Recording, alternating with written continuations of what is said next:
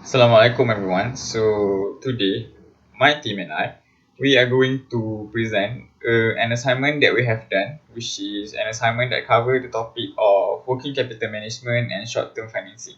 In this assignment, we are going to answer several questions based on the tasks that have been given in this assignment, and we are going to show that working capital management is very important in the business field, and actually it is actually into our daily life because every businesses that we have been through, every store that we have been to or every shop have actually involved in working capital management and short-term financing. Therefore, it is very important for us to know what is working capital management and what is short-term financing.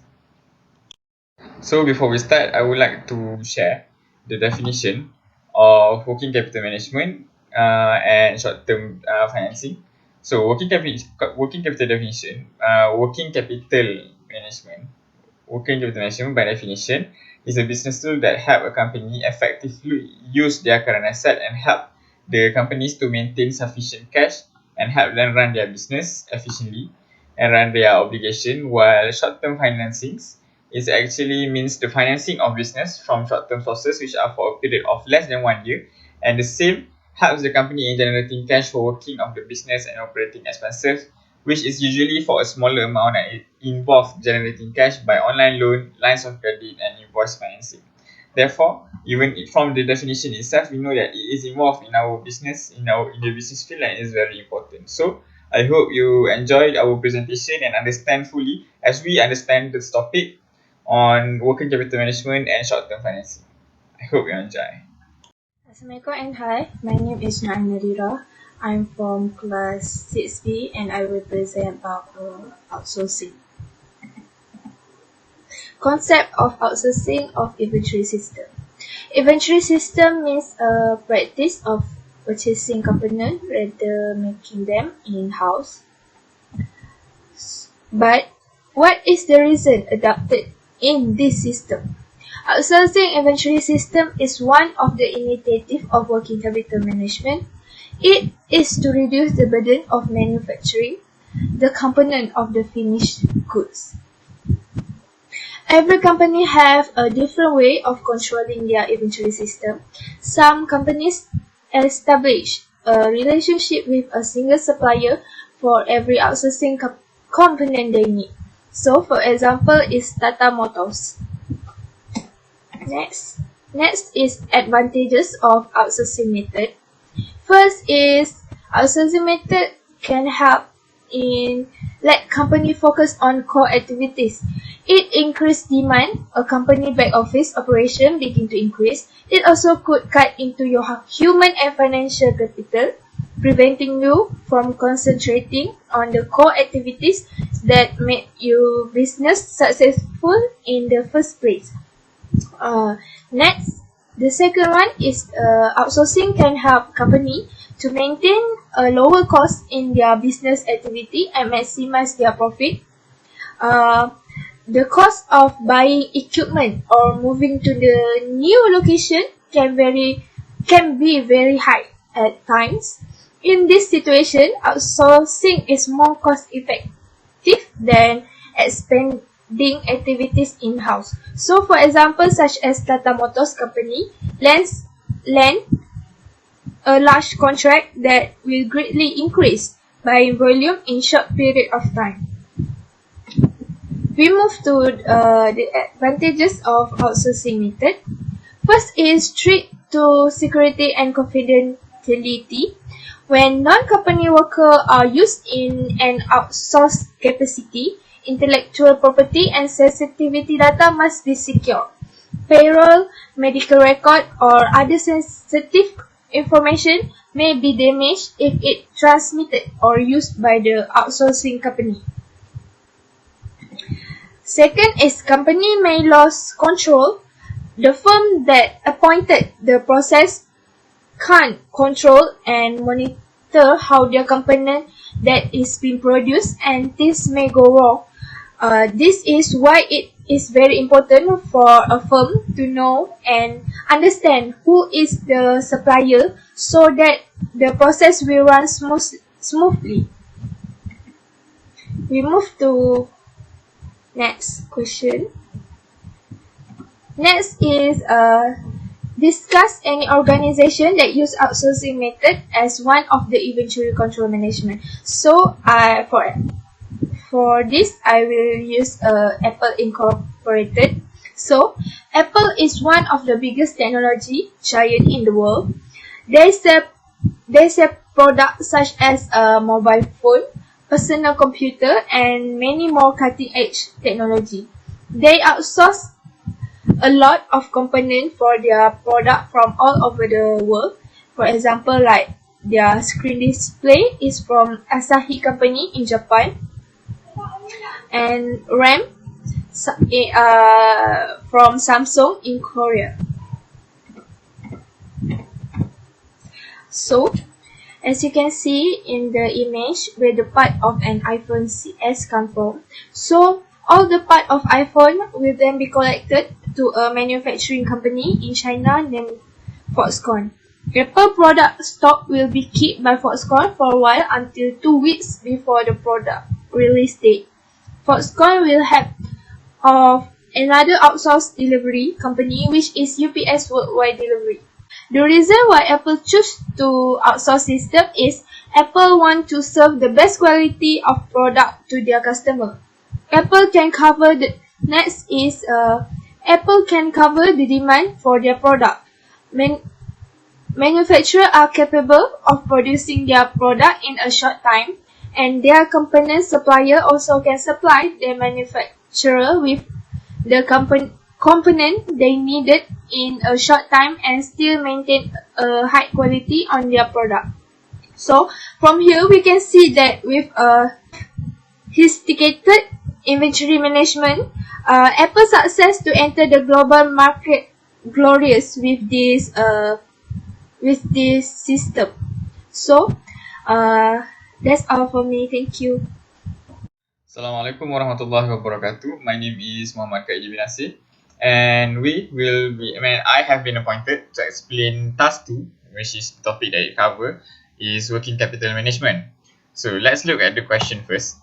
The question is that Cahaya Berhad is one of the biggest Malaysia plant that produce face masks. The plant is now running at full capacity and is able to produce 50,000 masks and 100 bottles of disinfectants per day. This allows the firm to help alleviate severe shortage that affected hospital and agency across Malaysia in the face of the global COVID-19 outbreak. This means that Cahaya Berhad is actually working on providing PPE or face masks and disinfectant for hospital and even the public. So the management of Cahaya Berhad is concerned as their sales have grown but their cash flow has shrunk. Their expanding sale have caused intense pressure for increased inventory production combined with receivable build-up that is now draining the company cash resources. Management does not understand how this could happen and has approached our team to find a solution for this dilemma. So they actually have a problem with their cash flow because their sales have increased but their cash flow has shrunk. This means that I believe they have a problem with their inventory management system. So let's look at the information that they provide. They provide a statement of comprehensive income for the year ended 31 August 2020 and the statement of financial position as at 31 August 2020. So the first question A, is that they tell us to calculate the inventory conversion period. So the inventory conversion period, the formula is inventory divided by sales per day, and then inventory conversion period, which is the calculation based on the information that they have given, is 2110,000 divided by 20 million, which is sales that is already divided by 365. So the inventory conversion period that we got is 38.51 days. While receivable collection period, the formula is that receivable divided by sales divided by 365. So receivable collection period by calculation based on the information given is 3075 divided by 20 million that have been already divided by 365, which will give us a total of 56.12 days of receivable collection period. And for payable deferral period, the formula is account payable divided by COGS divided by, which is already been divided by 365. Based on the calculation, we have 12 million divided by 8 million that have been already divided by 365, which will give us a total of 54.75 days.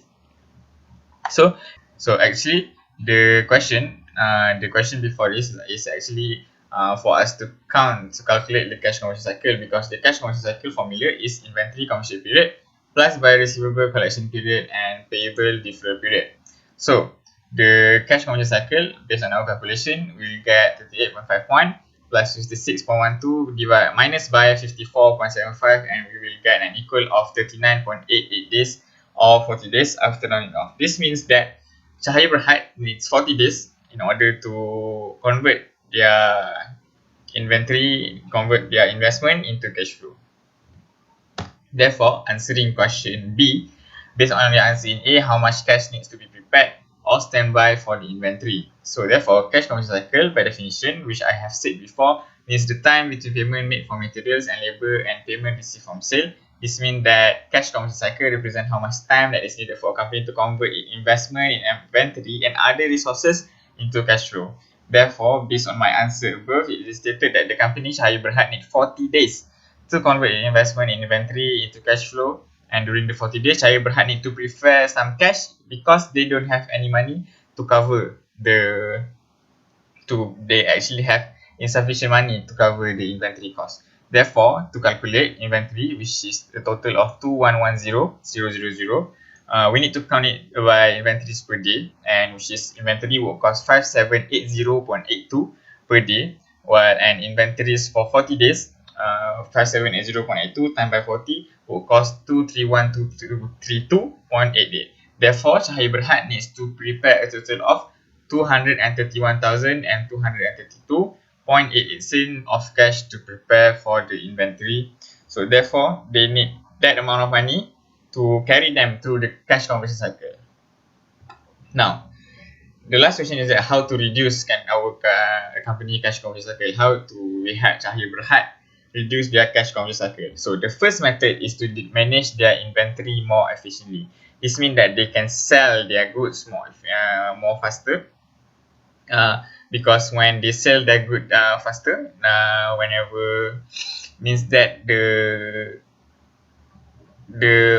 they can obtain money from the selling process, and also they can apply a JIT, just in time inventory management system, where the product that is needed to keep in the inventory is only brought in when they need it. So when actually they did all that, they can have cash that can carry them through cash conversion cycle, and their cash conversion cycle can be reduced. Alright, next is to reduce receivable collection period by speeding up collection. Cahaya Berhad can ask their customer to pay faster, to pay earlier, or they can make a discount for customer that pay earlier, because actually the amount of time customer needs to pay their payment actually have a big impact to a company cash conversion cycle. Therefore, if their company pay earlier, their cash conversion cycle can be reduced because the cash flow actually have been converted. The amount that customer owe have already been converted earlier than expected. Last but not least is disburse account payable slowly. So it is beneficial if customer pays you earlier, but it is not beneficial if you pay your supplier earlier. Therefore, Cahaya Berhad need to talk to their accounting department to negotiate with their supplier for a liberal trade term, where they can pay for their account payable either close to due date or a longer time, because if they pay early, they wouldn't have cash in hand. So therefore, if they pay a little later or close to due date, they would actually have cash in hand to carry them through the cash flow cycle. So that's all from me. Thank you very much. The first sources of short-term financing. First, accrual. Accrual is a continuous short-term liabilities, and the example is accrual wages and taxes. Also, this accrual will give an effect to a firm balance sheet, as they involve with elements such as non-cash asset and liabilities. Second, account payable, or the other name is trade credit. The purpose of this account is to describe the situation whereby a company is able to obtain a good or services from supplier without immediate payment. Third, short-term bank loan. This loan is to support temporary personal and business capital need. Lastly, commercial paper. It is short-term financing that consists of unsecured promissory notes issued by the firm. Next, I will present about two advantages and two disadvantages of short-term financing. Short-term interest rates are lower than long-term rates, which give management more flexibility in operating their business. Furthermore, the good flexibility can be transferred to long-term debt if the company faces with financial problems and therefore reduce the risk of the business shutting down and bankruptcy. Other than that, short-term financing offers speed. This is because a company that applies for short-term financing can get their refunds relatively quick and with lower flotation costs. This means that short-term financing saves the company from the risk of incurring unnecessary losses from anything unlikely to happen. So next, short-term financing also have disadvantages. Short-term financing offer a higher risk than long-term financing, and short-term financing subject the firm to more risk than long-term financing due to the interest expense will fluctuate widely in short-term financing compared to the long-term financing that is relatively stable. Other than that, short-term financing required payments come quicker. This is because of the nature of the loan itself, but this situation also put firm in a risky situation due to the fact that we cannot predict the future and the company could be in a financial problem due to the several factors such as economic conditions. Thus, they may have troubles in rolling the debt over. In these cases, we suggest a short-term loan named microfinancing IMAS that is offered by Bank Rakyat because it will fulfill Encik Furqan needs of capital. We suggest this service because it offers many great features that will ease Encik Furqan. Among the main characteristic features are loan and process, collateral, limit and profit rate, fees and charges, and the last one is eligibility and documents. The first features is loan process. Bank Rakyat offer a simple financing procedure that allows their borrower a fast disbursement.